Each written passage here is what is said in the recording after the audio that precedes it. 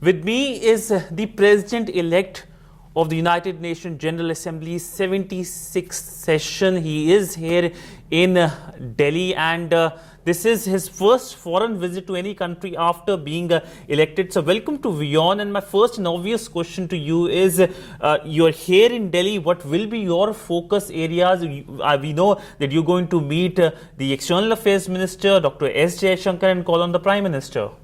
Thank you very much for your kind wishes. Always good to meet you, Sidhant. I'm looking forward to calling on the Prime Minister and meeting Dr. Jaishankar. We will be discussing the multilateral issues as well as bilateral issues between the two countries. We have been able to consolidate Maldives-India relationship during the past 2.5 years of President Salih's government. We have been working very closely at the multilateral forums, promoting mutual issues. It will be an opportunity to catch up. So, you will be taking charge very soon in September. What will be your key focus areas as the President of the United Nations General Assembly? I know this question might have been asked to you very often, but the priority, perhaps one or two that will be the top priority for you. I came promising a presidency of hope. I chose the theme Presidency of Hope, taking into account the loss, pain, and devastation that COVID-19 has taken in all countries of the world. I felt that it is a time that we look to the future, take into heart the goodness that we have inside every individual. During the pandemic, we have seen the kindness, the humanity of so many flourish. The frontline workers, the healthcare, nurses and doctors, so selflessly giving themselves to the cause of humanity. We have seen a miraculous vaccine invented during record time. There is light at the end of the tunnel, and that is why I came promising a presidency of hope. During a presidency of hope, it is my submission to the international community that we build the presidency of hope on 5 rays of hope: recovering from COVID-19, rebuilding sustainably, and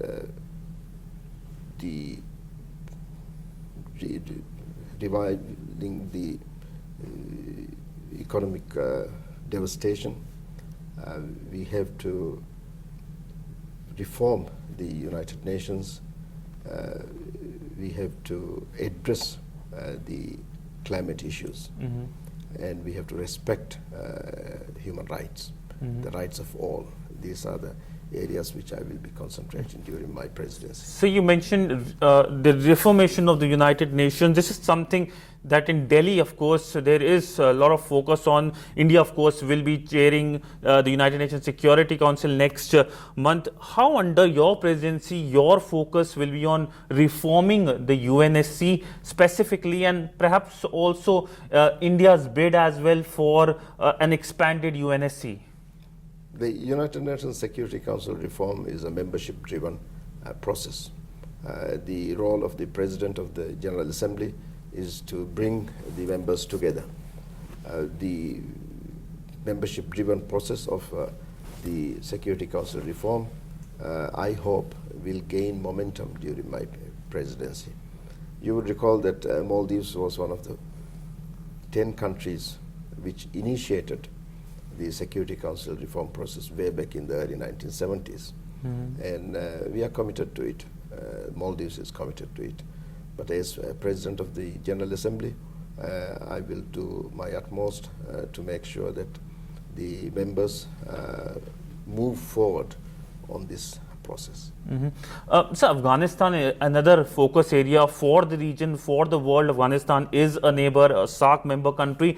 As the President of the United Nations General Assembly starting September, what will be the key focus area and perhaps a consensus that is needed in the world for resolving the issue, making sure that the violence is reduced in the country? What will be your message on that issue specifically to the people of Afghanistan?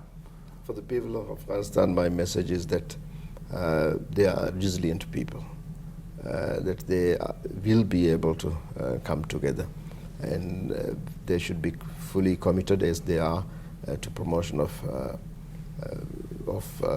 democracy and respect for human rights and good governance.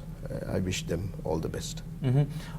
Another issue is the issue of cross-border terrorism, the issue of terrorism. India, of course, has put a proposal as well calling for a common definition on terrorism. What will be your focus area on that issue in terms of making sure that there is a consensus that we need to deal with this issue, because still it looks like the world is divided on that issue and the battle or the war against terrorism is still far away from being won? Terrorism is a scourge that has taken so many victims, and it may hit anywhere because it takes just one person to cause so much damage. It is clear that the international community needs to come together and come together to make sure that we condemn all forms of terrorism. We can't pick and choose when it comes to terrorism. The definition that has been so long in coming within the United Nations is still not forthcoming. I hope that given the experiences of so many countries with terrorism, we will be able to come to a clear definition of terrorism. Once that is reached, I think that will be the most clear signal for those perpetrators who so carelessly take innocent lives. We need to come together. So you're also the foreign minister of Maldives, the other hat you are wearing. Talking about that, the relationship as the foreign minister between Male and New Delhi, what is the sentiment for New Delhi in Maldives as of now, and how do you characterize this relationship? Maldives has always believed that India is a special friend, that it has always come to us at the most needed time, irrespective of government in place, either in Male or in Delhi. The special relationship has flourished. We look at the 1988 coup, terrorist attack on Maldives. India was the first responder. We look at the Indian Ocean tsunami, which totally devastated the islands. The Indian Navy was the first responder. During President Yamin's time, we had the Male water crisis. The entire Male ran out of water. India was the first responder. So that clearly shows that irrespective of the government in either in Male or in Delhi, the special relationship has never changed. When it came to this COVID-19 pandemic, India was the first responder. India made sure that when you rolled out the vaccine here in India, within 48 hours, the vaccine reached the Maldives and we started our rollout. These great acts of kindness, timely kindness, is remembered and appreciated in the Maldives. But sir, we have seen recently there is a campaign going on, India Out campaign in your country, especially on social media. Who do you think is responsible for this development? It is very clear that the former government, when they were in place, they were in government, they did not have a proper foreign policy. They had only one policy, that is to try and play one country against the other. And it is clear that the India Out campaign that has been ongoing by a few people on social media is also an act of trying to play one country against the other. But it does not work in this day and age. This day and age, we need to engage with all countries. And President Salih's government will engage with everyone. And we are reaping the fruits of engagement with everyone. But we have seen also, there seems to be threat also against the Indian diplomats. If yes, do you think any measures should be taken, or perhaps your government has taken any measures to make sure the safety of Indian diplomats is there? We do not take any of these threats lightly. The government has taken appropriate security measures to protect the diplomats in the country. And Sidhant, you would know that when it comes to social media and the internet, it takes just one person to float such a threat.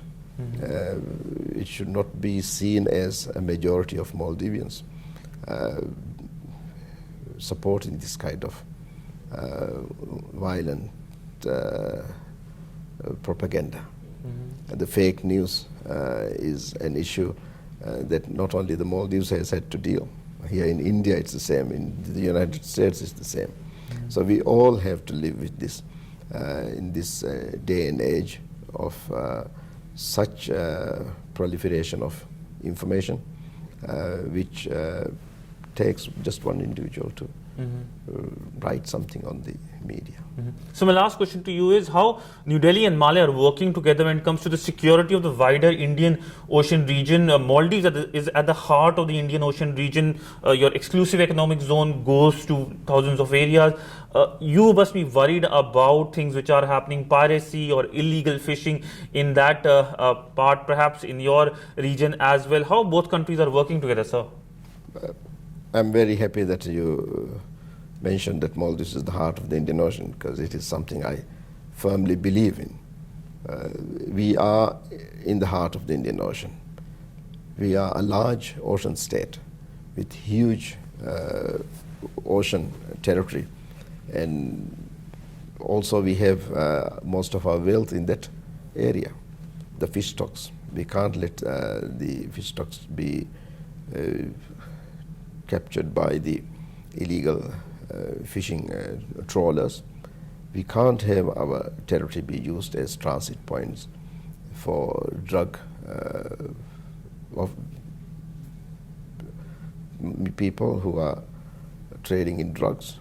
We can't have the peace and stability of the Indian Ocean be compromised, because peace, stability and prosperity of the Indian Ocean is of utmost importance for the peace, prosperity and stability of the Maldives. Vice versa, stability, prosperity and peace of Maldives is required for the greater Indian Ocean prosperity. So it's a relationship that is connected, and Maldives will be playing the role it is required to. Recently we have become a member of the Indian Ocean Rim Association, and we will take that responsibility seriously. We will work together with India, Sri Lanka and many, many other countries of the region to make sure that we maintain this ocean of ours, a stable, peaceful and prosperous ocean.